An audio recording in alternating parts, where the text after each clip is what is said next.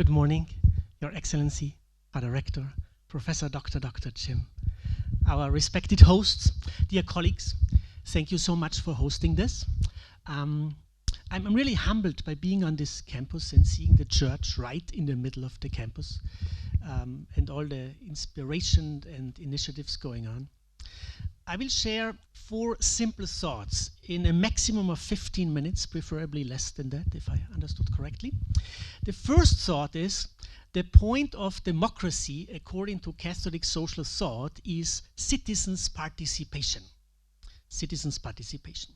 The second thought is the point of citizens' participation in Catholic social thought is the common good and the pursuit of the common good. The third thought is that there are 2 main challenges, as I see it, to democracy these days. Indifference/ethical relativism on the one hand, and the big question about how to negotiate differences in the light of new toxic elites on the other hand. And the fourth thought is, what could a response of a Catholic university look like? And I would plea for passionate public reason. So the first thought, in Centesimus Annus 46, we are reminded that the very point of democracy is to enable citizens' participation. They should participate and come together and shape the public spaces and the common life.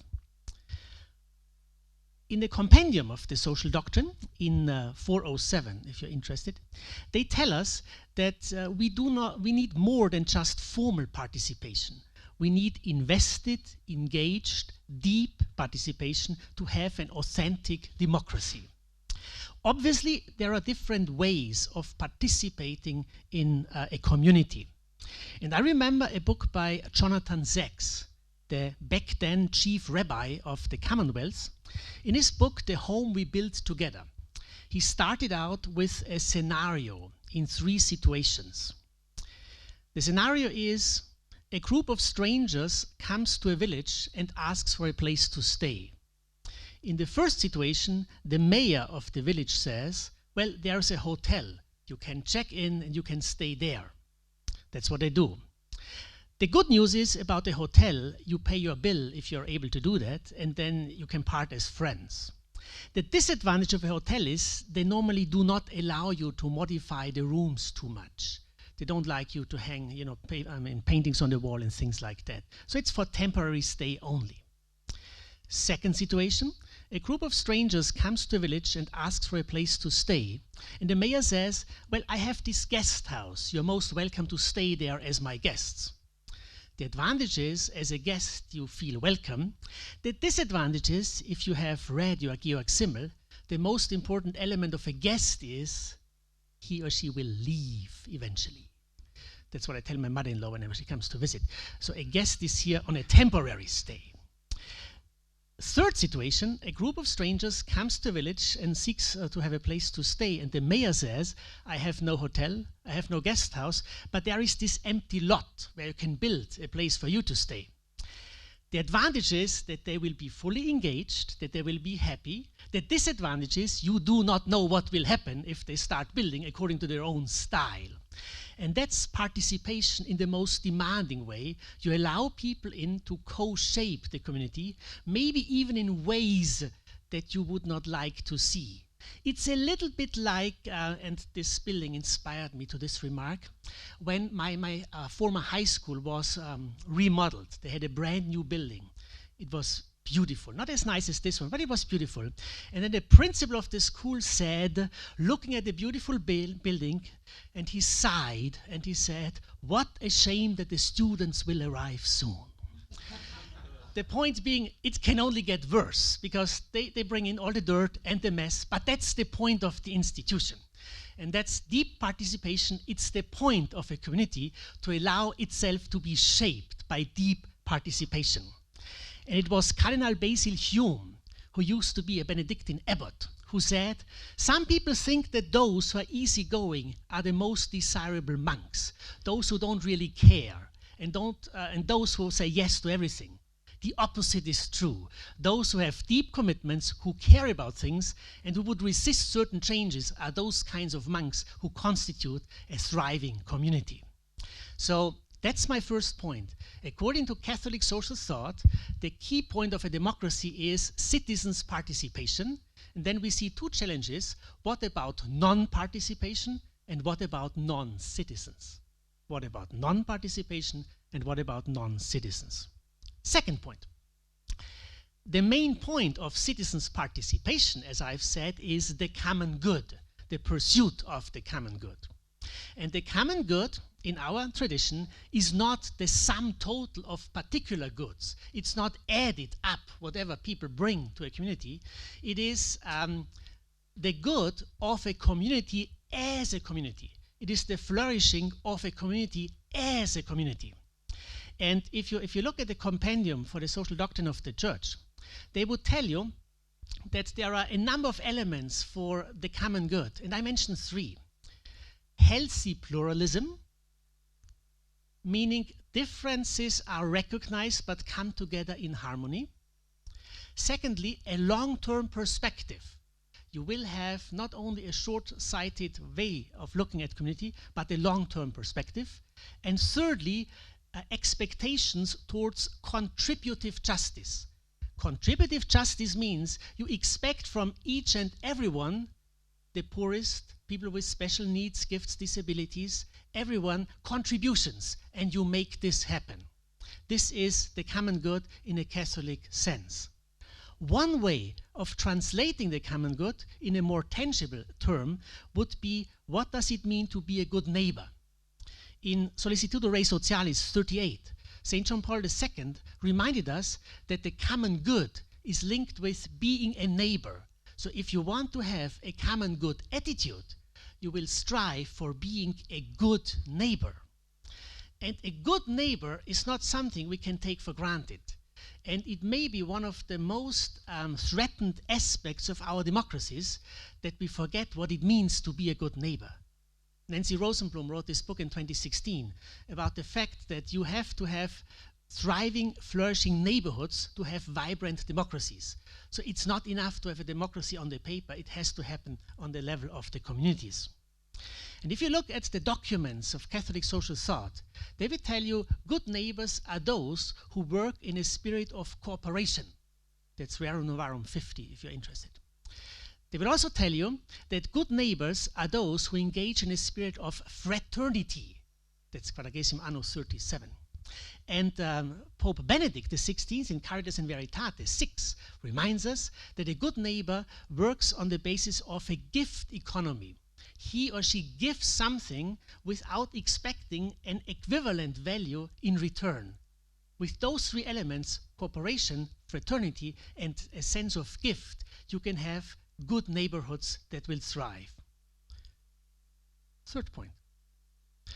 In the light of democracy, and the point being participation of citizens, and the point of participation being the common good, I see two major challenges or threats. One is mentioned in Centesimus Annus 46, ethical relativism, and I would add indifference. As you know, Pope Francis, when he was in Lampedusa in July 2013, he talked about the globalization of indifference. People don't care. They are not malicious. They don't want other people to suffer. They just don't care. Carelessness and thoughtlessness are interlinked. It was Hannah Arendt who prominently pointed out that one of the main drivers of Nazi Germany, and as an Austrian I add Nazi Austria, was thoughtlessness. People didn't care to think about what was happening, the small beginnings. That's one big threat to a democracy. People don't care about the bigger picture. People don't care about their neighborhoods. People think that relativism means the majority has the last word. The second danger I see is what I call new toxic elitism. New toxic elitism meaning the disparities between those who have and those who have not are growing.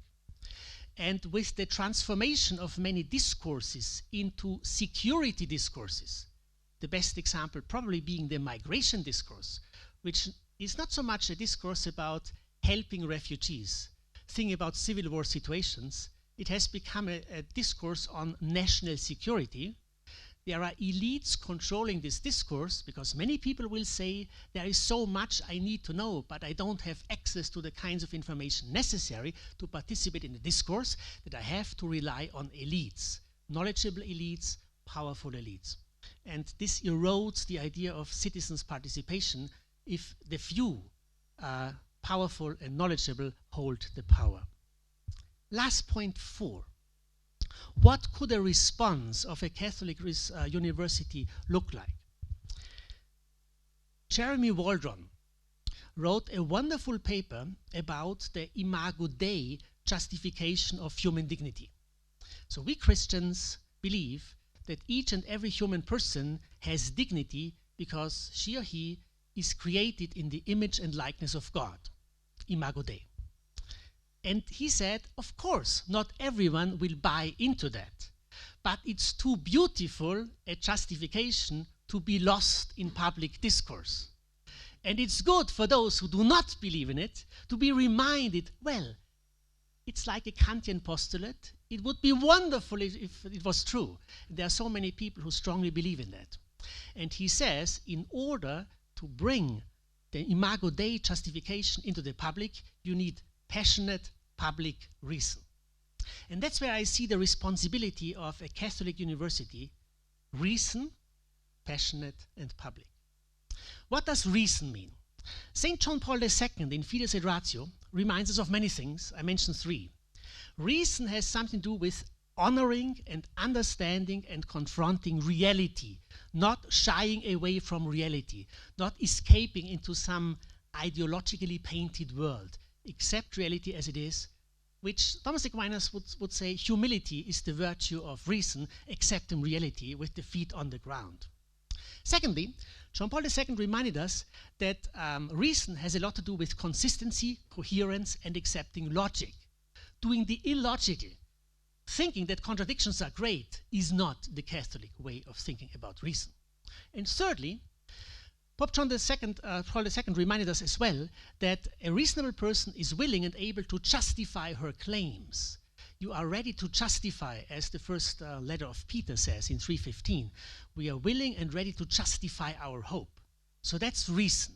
A sense of reality, a sense of consistency and logic, and a sense of justification. Now, what's passionate? What's passionate? Not many people would associate Pope Benedict with passion, but I do. In his Regensburg lecture on September 12, 2006, he basically said that when we talk about reason, we mean logos. And logos is not some instrumental reason, only there to choose the appropriate means given some end. It is also the very cognitive faculty to help us think about the ends. And passionate in reason means you ask the question of the highest good. What's the point of society? What's the point of an institution? And coming back to my principal's remark, it's a shame that the students will come back soon to the school, but that's the point of a school, that it will be messed up by students, in a good way, of course, in a good way, of course. So that's the passionate reason, asking the questions of the ultimate good in the sense of logos, as Pope Benedict explained in his Regensburg lecture. And now what's public? Pope Francis, on July 7, 2015, gave a speech to the Catholic University in Ecuador, in Quito. And in this speech he said, I want the Catholic University to ask the question, where is your brother? He said the same thing in Lampedusa 2 years before, where is your brother? And the Catholic University should teach its students to ask this question, where is your brother? Who is your brother? Where is your neighbor? Who is your neighbor? Pope Francis also said that the Catholic University should educate people who care. So primarily, it's not about people who know a lot. It's not about people who impress others when they give a job talk. It's about people who care. And he also said you bring people to care when you take them outside of the classroom into the neighborhoods, into the public spaces. And that's where I would see a Catholic university with passionate public reason responding to those challenges, overcoming toxic elitism as well as this kind of indifference. One final remark. That leaves me with 3 metaphors for the university. the stage, the bridge, and the field hospital. A Catholic university is a stage where those values we talked about are being realized, implemented, instantiated. You have those values we talked about right here on campus. That's the stage bit.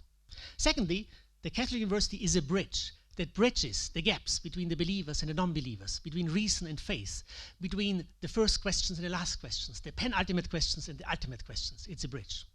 And thirdly, it's, to use another metaphor that Pope Francis cultivated, a field hospital. You go where people are wounded by life, and you try to respond to those needs. Thank you.